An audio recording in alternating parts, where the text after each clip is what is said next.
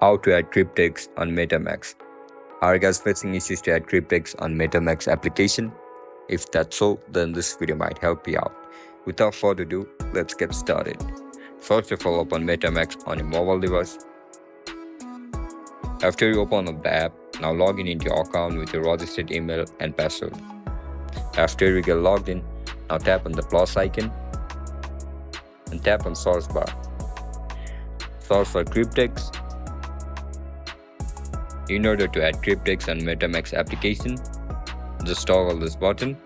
Now tap on next. You can see the option for import. Click on it.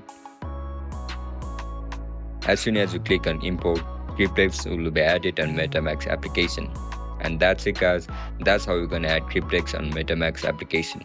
If you guys found this video helpful, don't forget to like, share and subscribe to our channel. I'll catch you up and if you guys have any issues regarding MetaMask, make sure to comment down below so that I can help you out. I'll catch you up in the next one. Bye bye.